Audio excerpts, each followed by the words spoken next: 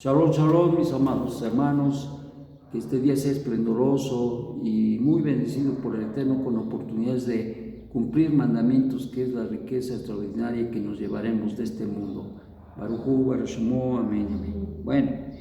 Bueno, pues estamos en esta semana mirando la Parashá Vayikra, que nos habla, esta palabra es llamó, pero es interesante porque esta Parashá nos comienza hablar de todas las ofrendas que el Eterno estableció para el pueblo de Israel. Y una de las preguntas que uno se hace es ¿por qué establece el Eterno las ofrendas?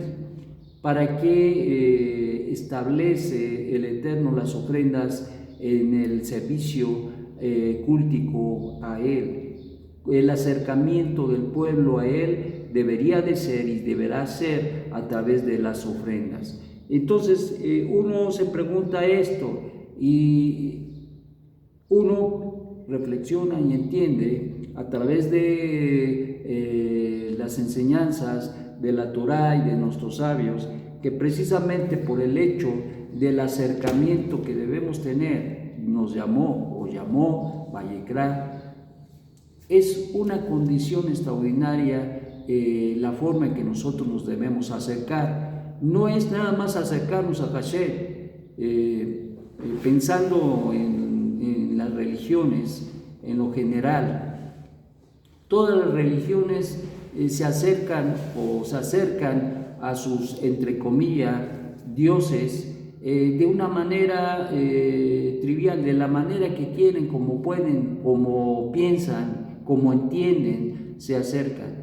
Pero ciertamente el Eterno, quien es bendito, instruyó al pueblo de Israel de la manera en que se deberían acercar, es decir, nos llama y en ese acercamiento nosotros debemos aprender a acercarnos, debemos aprender a tener esa conjunción, esa unión, ese acercamiento con el Eterno, quien es bendito, y por lo tanto Él establece todas estas ofrendas que tienen, por un lado, las ofrendas de gratitud, que tienen que ver con el hecho de cómo está tu corazón al respecto de muchas cosas que pasan en tu vida. Por otro lado, encontramos las ofrendas de Shalom, Shelamim, esto es decir, las ofrendas de paz, de que ciertamente en el corazón del pueblo hay esa actitud responsable de tener y estar en paz, no solamente con el prójimo, pero también estar en paz y especialmente con el Eterno. Y ese acercamiento extraordinario de paz que no solamente implica paz, pero implica también la bendición extraordinaria que el Eterno nos ha dado y que reconocemos en nuestra vida y que la hacemos nuestra. Pero qué decir de la fiesta de de la ofrenda de la ofrenda por el pecado. Bueno, pues todas las ofrendas, absolutamente todos tienen un propósito y cada una de ellas debe de ser entendida y comprendida en nuestro corazón de tal manera que nosotros experimentemos la esencialidad de las ofrendas, los korbanot. Ciertamente una de las cosas que no podemos hacer ahora es presentar nuestras ofrendas porque no hay Bet HaMikdash. Pero sin embargo, la esencialidad, la sustancia de cada una de las ofrendas debe de ser la forma de acercamiento al Eterno, gratitud, la paz extraordinaria, la elevación de una mente y un corazón de un hombre, una mujer que reconoce la grandeza de Dios, y por el otro lado, la restauración a veces de la circunstancia en nuestra vida por haber equivocado el camino, por haber hecho alguna verá. Dice en el Levítico 4:13, dice de la siguiente manera: si toda la congregación de Israel errare y pasó desapercibido el asunto a los ojos de la congregación y traspasar en uno de los preceptos del Eterno que no debe hacerse, volviéndose culpables, la ofrenda por culpa, y luego fue conocido el pecado, es decir, se les fue porque no fue su intención, es decir, son pecados no intencionales, pero que al final del día son pecados. Y dice, y luego fue conocido el pecado que transgredieron a él, entonces ofrendará la congregación un ternero hijo de vacuno de perdón por pecado. Lo traerán delante de la tienda de reunión, apoyará a los ancianos de la congregación sus manos sobre la cabeza del ternero delante del Eterno, y degollarán al ternero delante del Eterno.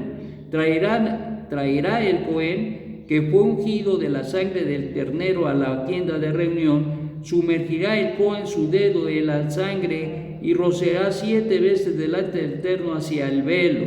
De la sangre pondrá sobre las esquinas del altar que están delante del Eterno, que está en la tienda de reunión, y a toda la sangre derramada en la base del altar del holocausto que está a la entrada de la tienda de reunión. A todo su sebo levantará de él y lo quemará en el altar. Hará al Eterno tal como le hizo al ternero de pecado, y así le hará, y expiará por ellos el Cohen y será perdonado.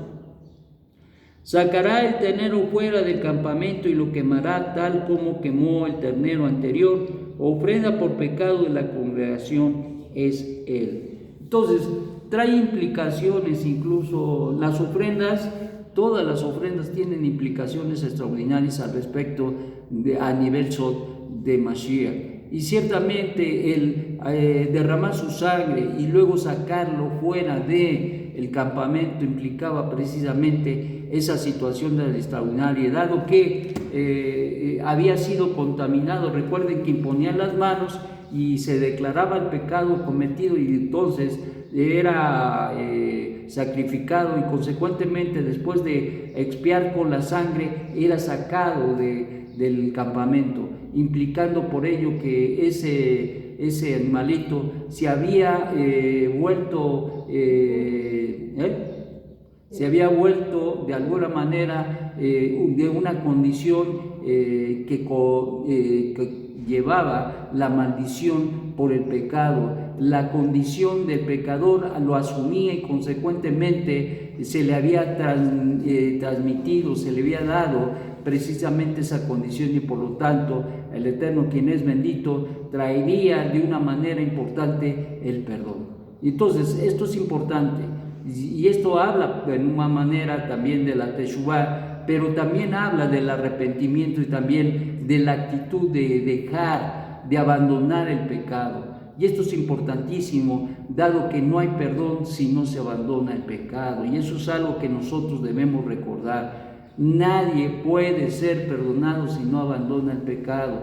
Y esto de traer la ofrenda implica precisamente la idea y el pensamiento en el corazón del pueblo de que el Eterno demanda el arrepentimiento, demanda que sea arrepentido del pecado que ha cometido, y entonces el Eterno, quien es bendito, lo perdonará en las condiciones de que se esfuerza precisamente por dejar el pecado a fin de experimentar ese arrepentimiento, esta conversión al Dios Altísimo, dejando esa condición. Y en este caso, pues hablamos de los pecados por no voluntarios, los pecados que no fueron cometidos consciente y totalmente entendidos de que estaban transgrediendo un mandamiento. Aquí se habla precisamente de los pecados de se trata de los pecados que no son voluntarios, sino son involuntarios. Por lo tanto, estos pecados involuntarios eran perdonados por el Eterno. Pero ¿qué pasaba con los pecados involuntarios?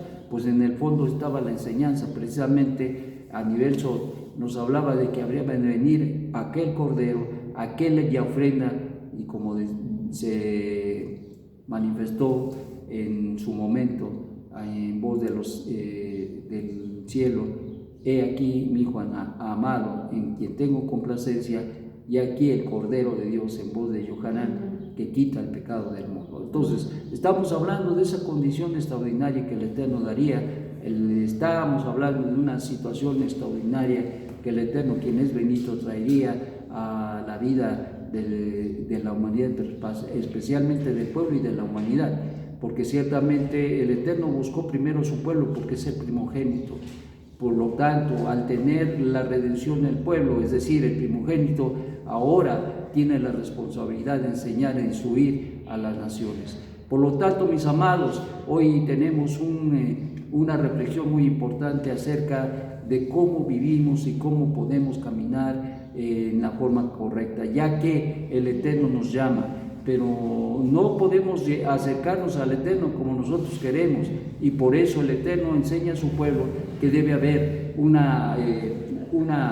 cambio, una transformación, que debe haber una condición en la vida de nosotros de tal manera que Él pueda tener una relación cercana a nosotros y así vivir de una manera extraordinaria la relación que tenemos. No podemos vivir como nosotros queremos, no podemos tampoco acercarnos al Eterno, quien es bendito, mucho menos acercarnos al Eterno en las condiciones que uno quiere. Desgraciadamente, a veces, como se ha enseñado en la filosofía que se ha enseñado en la religión, a veces se piensa que Dios tiene la responsabilidad de aceptarme como yo soy y encima de lo que yo hago. Esto no es cierto, esto es una demanda del Eterno, la santidad. La santidad es una demanda del Eterno y por lo tanto el Eterno pone a disposición del pueblo estas ofrendas que traerán las condiciones adecuadas o para restaurar la condición adecuada para que el pueblo pueda acercarse y experimentar una relación correcta, kasher, con el Eterno, quien es bendito. Que el Eterno te dé un magnífico día y que hagas una reflexión en tu vida de cómo tú te acercas, cómo tú vives, cómo tú andas en los caminos, cómo tú vives una relación con el Eterno, cercana o lejana.